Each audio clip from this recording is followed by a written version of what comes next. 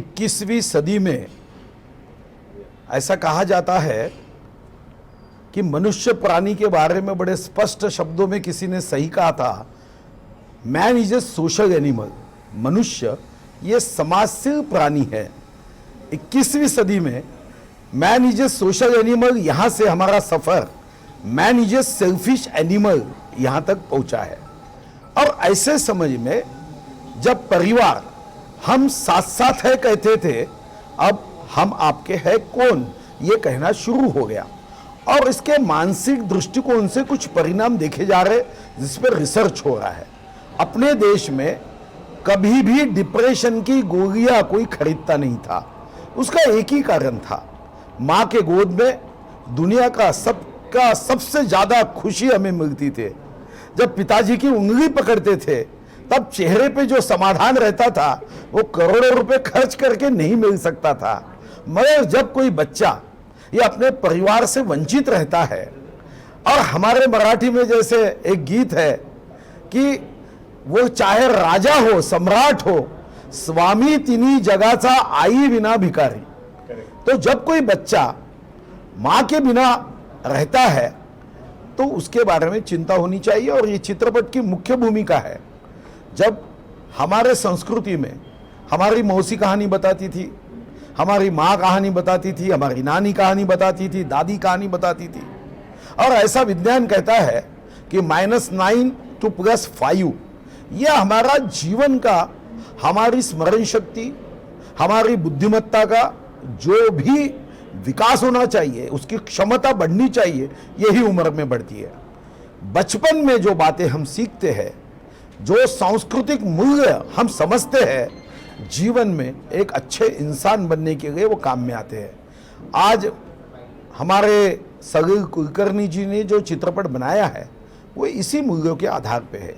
ये हमारे जीवन मूल्य जो कथा से हम तक पहुंचते हैं, यही तो एक अच्छा मानव बनाने में कारगर होगा।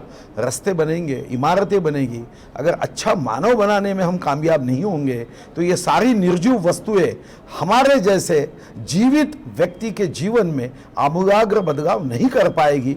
ये इस कथा का मुझे लगता है मुख्य उद्देश्य हो सकता है। और यही सलील कुलकर्णी जी, हमारे भारतीय भाभी जी, जो भारतीय हमारे श्रीकांत भारतीय मित्र है, भाभी जी ने इसको एक मिशन के रूप में लिया है, उनको सदिच्छा देने के लिए, शुभकामना देने के लिए, और उसके काम को सिद्धि विनायक भगवान भर भर के आशीर्वाद दे, शक्ति दे, ऊर्जा दे, उत्साह दे। इसलिए मैं इस कार्यक्रम में उपस्थित हुआ हूँ। Thank you sir. Salil ji, आप क्या कहेंगे इस फिल्म के बारे में? हाँ भाई, सलील। नमस्ते। एकदा काय झालं, ये जो फिल्म है this is about a story teller. जैसे अभी सुधीर भाऊ ने कहा, वो हमेशा मुझे बहुत सालों से आशीर्वाद दे रहे हैं, शुभकामनाएं उनकी हमारे साथ है। तो ये फिल्म एक, जैसे उन्होंने कहा कि संस्कार के बारे में, जैसे बचपन से जो स्टोरी से जो कन्वे होता है तो ज़िंदगी भर वो याद रहता है। जैसे बचपन की, और स्टोरी सिर्फ स्टोरी नहीं होती, जब स्टोरी कोई बताता है तो उनका स्पर्श भी होता है, उनकी आवाज़ भी याद रहती है। अगर नाना की आवाज़ हो, दादा की आवाज़ हो, आवाज़ भी याद रहती है मन में। तो ये एकदा काय झालं, ये मराठी में कोई भी कथा जब शुरू होती है तो एकदा काय झालं से होती है, इंग्लिश में वंस अपॉन अ टाइम से होती है। तो ये जो काम है श्रेया जी का, उसका भी एक संदर्भ इस फिल्म में है। तो मुझे बहुत अच्छा लग रहा है कि एक बड़ा काम, मैं स्टोरी लिखते हुए एक काम का इनका संदर्भ भी मेरे फिल्म में आ गया है। तो आई एम फीलिंग ब्लेस्ड कि एक इतना अच्छा काम करने वाले लोग, they feel connected to my film. आणि जसं आता सुधीर भाऊ म्हणाले की सिद्धिविनायकाकडे प्रार्थना करतो त्यांच्या कामासाठी, आणि सगळ्या मुलांना घर मिळावं, सगळ्या मुलांना गोष्ट सांगणारे आईवडील मिळावेत, कारण ते डोक्यावरचा हात प्रत्येक मुलाला मिळायला हवा असं मला वाटतं। नमस्कार। श्रेया भाभी ने बहुत अच्छा काम किया। ऐसे जीवन में कुछ काम रहते हैं कि उसका उपयोग, उसका समाधान, उसका सुख इस जीवन में तो मिलता है। कुछ काम ऐसे होते हैं कि अगले जन्म में भी ये कामों की खुशी, आनंद उसको मिलता है। मैं समझता हूँ कि श्रेया भाभी ने जो काम शुरू किया है ये ईश्वरीय कार्य है। इस कार्य में जो बड़े अंतःकरण से वो काम कर रहे, मुझे विश्वास है ईश्वर भी ऐसे कामों के लिए तथास्तु कहते हुए उनके साथ खड़ा रहेगा, भर भर के आशीर्वाद देगा। माँ बाप का प्रेम जो देते हैं भगवान उनको अपना प्रेम निश्चित रूप से देता है। Thank you.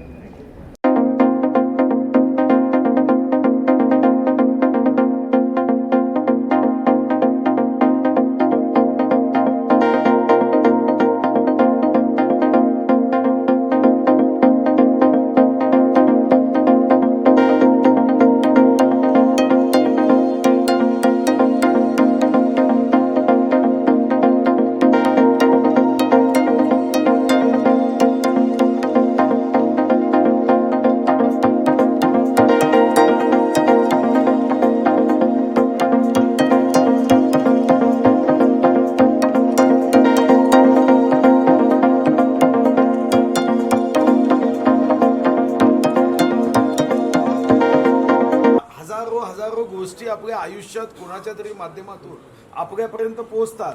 त्या गोष्टी फक्त मनोरंजनासाठी नाही, आपल्याला झोप यावी यासाठी नाही, या गोष्टीचा सारांश लक्षात घेऊन आयुष्य घडवायचं असतं। संकट किती असले तरी त्या संकटावर मात करायची असते।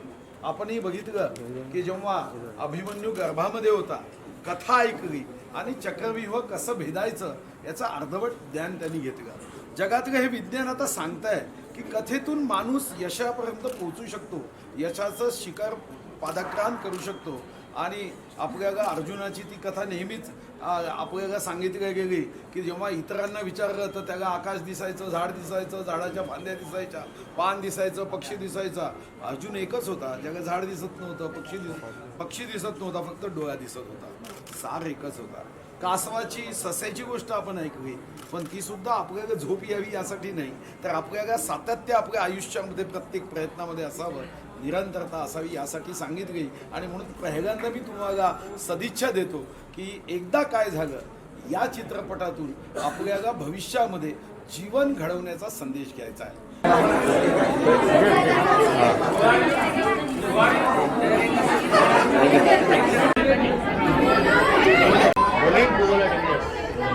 आप लोगों ने भाई पिक्चर देखी, पिक्चर देख के कैसा लगा? थिएटर में आके आइनॉक्स में फिल्म देखी, क्या कहना चाहोगे? बहुत अच्छा लगा, बहुत अच्छा लगा। क्या पिक्चर था, बहुत अच्छा पिक्चर था, अच्छा लगा देख के, मज़ा आ गया। ऐसा कभी देखने मिलता नहीं है, फर्स्ट टाइम देखने मिला, बहुत इंजॉय आ गया सबको, बच्चे लोग को बहुत मज़ा आया देख के। ऐसा अच्छा कभी चांस नहीं मिलता, ऐसा आज का भी चांस मिला, बहुत मज़ा आ गया, इंजॉय भी आया। अभी इस फिल्म से क्या सीख रहे हैं आप लोग? वो पिक्चर से हमें बहुत कुछ सीखने मिला। क्या मिला सीखने को? त्यात म्हणजे मराठी में बोल दो, कोई बात नहीं। मराठी नाही येत, मराठी विचार करते काय बोलतो। त्यात दाखवलं गेलं की एक आता जो अनाथ मुलगा असतो त्याला एक आधारसाठी एक वडील भेटतात आणि वडील नाही तर अख्खी फॅमिली पण भेटते। ते तर म्हणजे अनाथांना फॅमिलीची गरज चांगलीच लागेल आणि ते व्हावं आपल्यासारखं मुलांना किंवा गरजेचं। आमचा सपोर्ट म्हणजे आता तुम्ही करताय, तुमच्यासारखे पण आम्हाला मदत करणं म्हणजे मोठीच असते, तर धन्यवाद।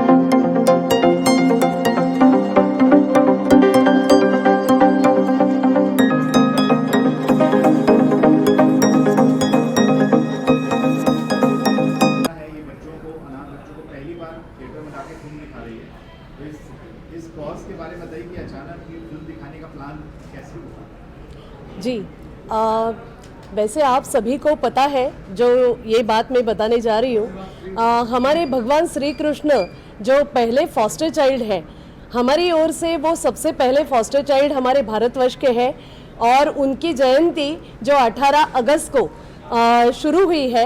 हमने तय किया है कि हमारे भगवान श्री कृष्ण जो पहला फॉस्टर हमारा चाइल्ड है, उनकी जयंती से हम हमारे सप्ताह का प्रारंभ करते हैं और हमारे सप्ताह का हमने प्रारंभ किया उनकी जयंती से।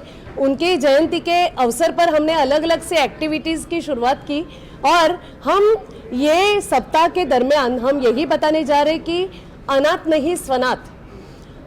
हम अनाथ ये शब्द को यदि हम कहते हैं कि ये बहुत निगेटिव शब्द है, ये बहुत दुर्बलता, बहुत निगेटिविटी, बहुत करुणा, बहुत एक असक्षमता, ये सभी प्रस्तुत करने वाला शब्द यदि है तो ये लाचारी और ये दुर्बलता और ये निगेटिविटी हमें नहीं चाहिए, क्योंकि हमारे बच्चे ये अनाथ नहीं है, ये सभी स्वनाथ है।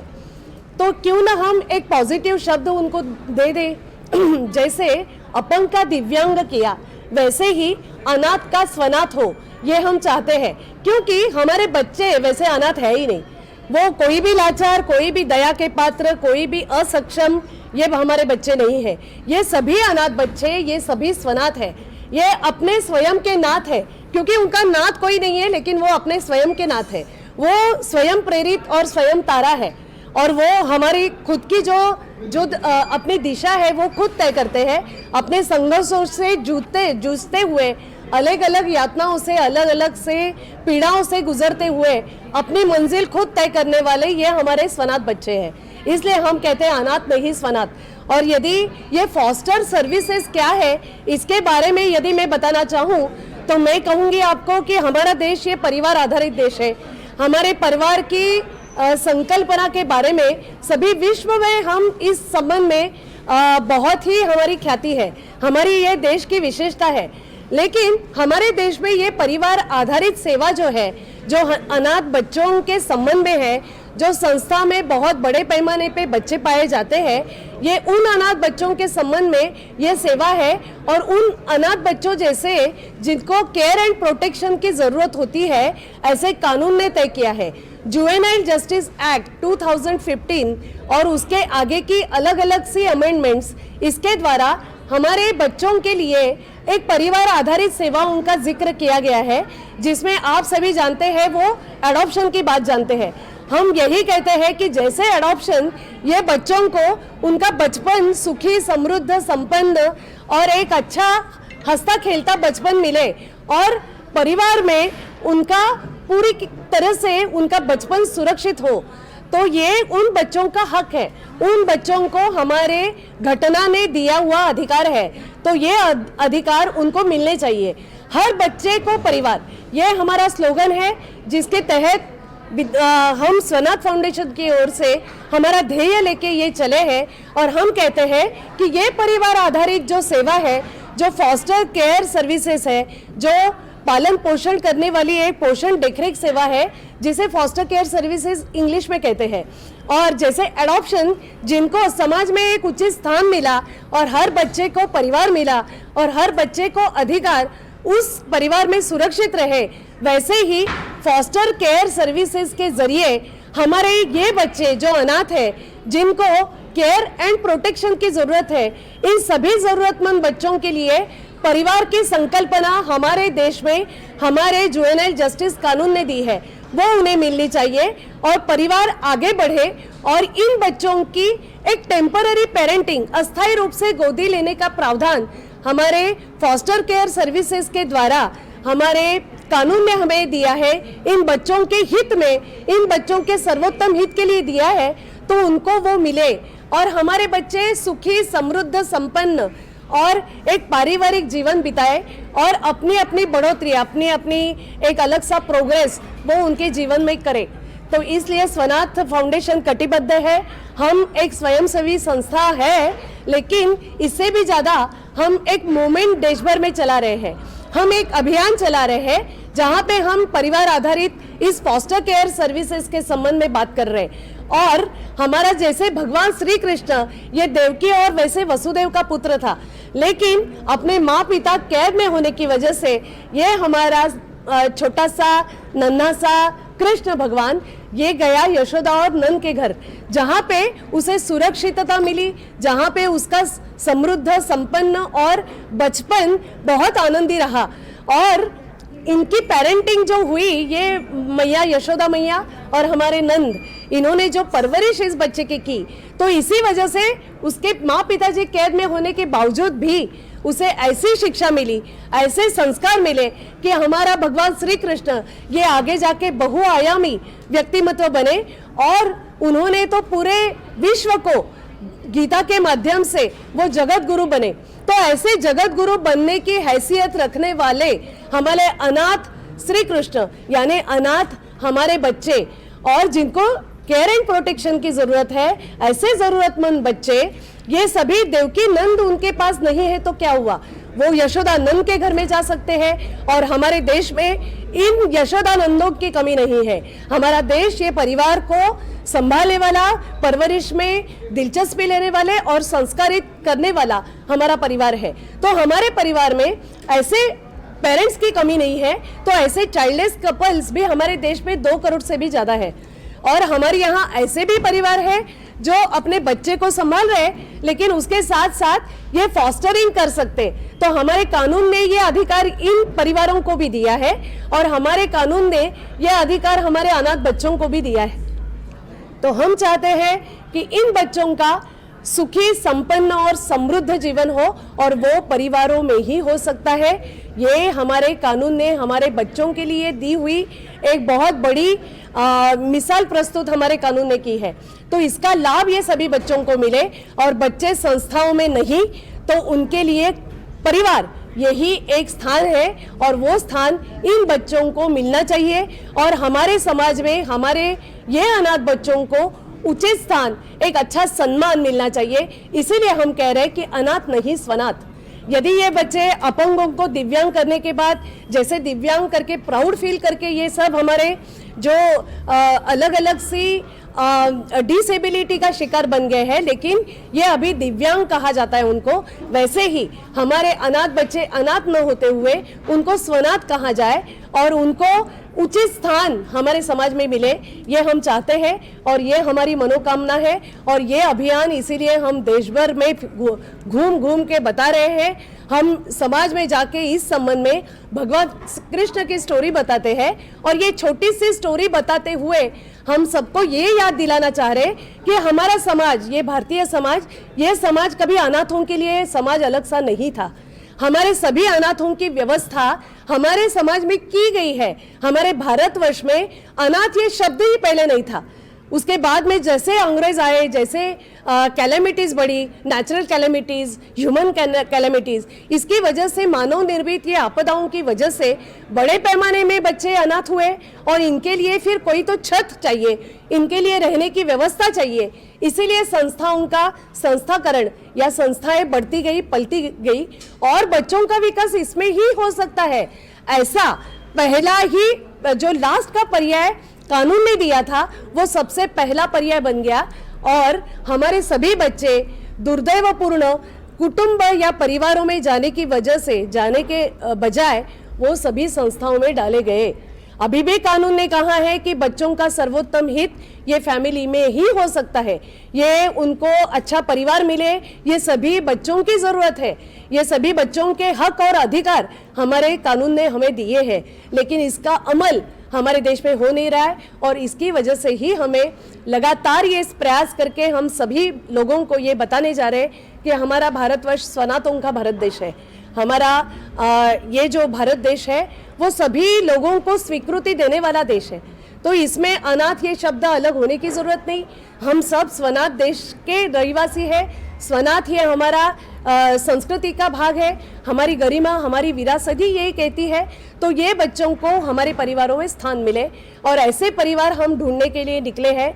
हमें यशोदानंद चाहिए, हमें कर्ण के जो माँ पिताजी थे जो उन्होंने उनको गोदी लिया था, अधिरथ, वो राधा वो हमें चाहिए, हमें महर्षि कण्व चाहिए जो शकुंतला के पिता माँ पिता तो नहीं थे, लेकिन कण्व ऋषि ने शकुंतला को बहुत अच्छी तरीके से सुसंस्कारित करके उन्होंने उनको बड़ा किया। तो ऐसे ही हमें ये सभी लोग चाहिए, ये सभी परिवार चाहिए, और ऐसे सुसंस्कृत परिवार की खोज में हम स्वनाथ फाउंडेशन की ओर से देश भर में निकले हैं। आप सभी हमारे साथ सम्मिलित हो और इस अभियान में शामिल हो, और हमें सभी को आशीर्वाद और शुभकामनाएं आपसे मिले, और हमारे ये जो प्रोग्राम हमने तय किया है, जो अभियान हमने चलाया है, उसको आप सभी सहभागी होकर मदद करें। यही हमारी मनोकामना है। स्वनाथ फाउंडेशन की ओर से मैं आप सभी को इस संबंध में आह्वान करती हूँ कि आप सभी हमारे साथ आए, और चलो आओ हम महर्षि कण्व बने, आओ हम सब यशोदानंद बने, आओ हम सब अधिरथ बने, आओ हम सब मिलके जनक और उनके जैसे पिता, उनके जैसी माता हमारे बच्चों को मिले, और हम सब ये प्रयास करेंगे, आप सब हमारे साथ रहेंगे। Thank you very much. Thank you. Swanath foundation ये एक संस्था है, लेकिन हम बच्चों के हित में हम कानून की बात कर रहे हैं, हम अवेयरनेस क्रिएट करने का काम कर रहे हैं। हम कोई संस्था, बच्चों की संस्था नहीं चला रहे।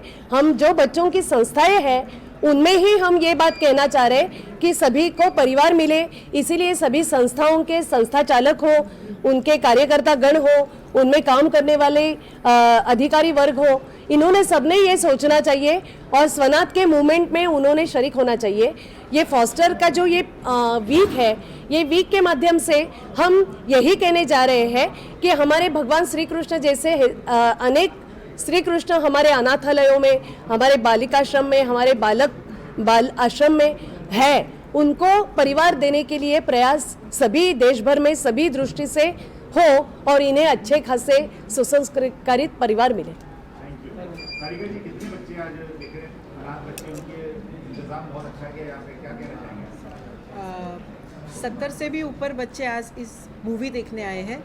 हमने ये मूवी देखने का प्रयास इसलिए किया था कि इसी बहाने हम फोस्टर केयर का प्रचार कर सके, लोगों तक ये बात पहुंच सके कि केवल अडॉप्शन ही एक ऑप्शन नहीं होता है, इन बच्चों के लिए फोस्टरिंग भी होता है। और जैसे आपने पूछा था, जितने भी बच्चे आज अनाथ आश्रम में है, उन्हीं में से काफ़ी बच्चे फोस्टरिंग के लिए आज रेडी हैं। बस सोसाइटी को पता नहीं है, इसलिए स्वनाथ के थ्रू हम ये प्रयास कर रहे हैं, हम लोगों तक पहुंचने की इच्छा रख रहे हैं। धन्यवाद। आप क्या कहेंगे?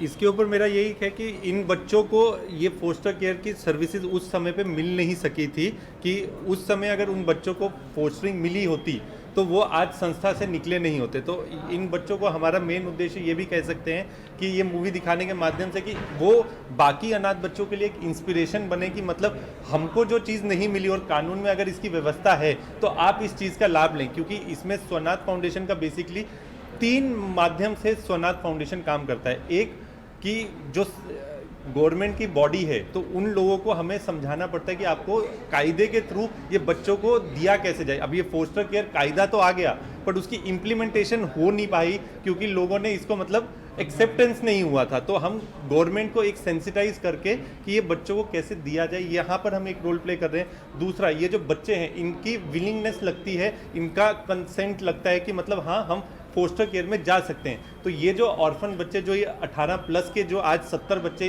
70 प्लस बच्चे जो आए हैं, इनको हम एज अ इंस्पिरेशन उन बच्चों के लिए रखना चाहते हैं कि मतलब उनको बताएं कि संस्था में रहना कोई सोल्यूशन नहीं है, आगे जाके यही कि मतलब आपको अभी अगर परिवार मिलता है तो आप परिवार में जाइए। ये हमारा एक दूसरा एक्टिविटी आ जाता है। तीसरा हमारा मेजर रोल आ जाता है कि सोसाइटी में जिनको अडॉप्शन मतलब पता है, बट अडॉप्शन में वेटिंग टाइम बहुत बड़ा है, मतलब 4-5 साल लग जाते हैं, तो उनको पता ही नहीं है कि फोस्टर केयर सर्विसेज करके भी कोई एक जरिया है जिसके थ्रू वो टेम्प्ररी पेरेंटिंग कर सकते हैं। तो सोसाइटी में अवेयरनेस क्रिएट होके कि टेम्प्ररी पेरेंटिंग क्या है, हम वो बताना चाह रहे हैं कि मतलब कम समय के लिए, कालावधि के लिए आप बच्चों को लाओ। अगर आप 5 साल तक बच्चे को अपने परिवार में रखते हैं तो आप उसको परमानेंट प्लेसमेंट के थ्रू अडॉप्शन में कन्वर्ट कर सकते हैं। तो ये ऑल्टरनेटिव सोल्यूशन टू अडॉप्शन है। तो हमारा यही है इसके ऊपर कहना।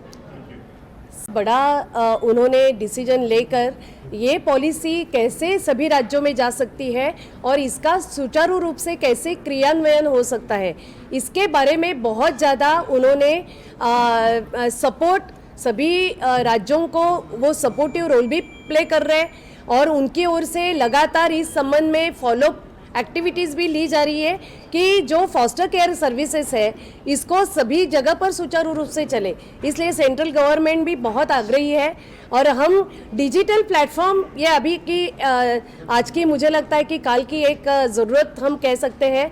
तो यदि डिजिटल ये हमारा अभी का विश्व है तो इसके ज़रिए अलग अलग से फिल्म इसके संबंध में आनी चाहिए, अलग अलग से डॉक्यूमेंट्री फिल्म्स आनी चाहिए, अलग अलग से मीडिया में इसके संबंध में चर्चा सत्र का प्रारंभ होना चाहिए, चर्चाएं होनी चाहिए। और ये मीडिया ये बहुत बड़ा रोल प्ले करता है इस सभी संबंध में, क्योंकि लोग अवेयर हो रहे, लोग अभी डिजिटल माध्यम की ओर से ये सभी बातों को जागरूक होकर समझ रहे।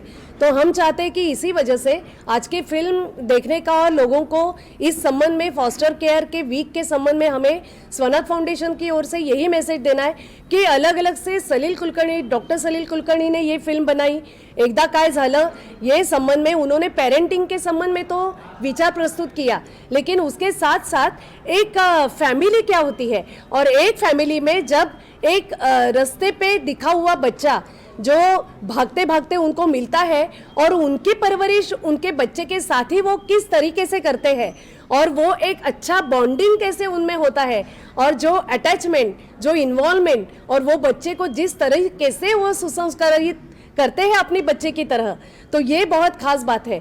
यही बात हम कहने जा रहे हैं फॉस्टरिंग की।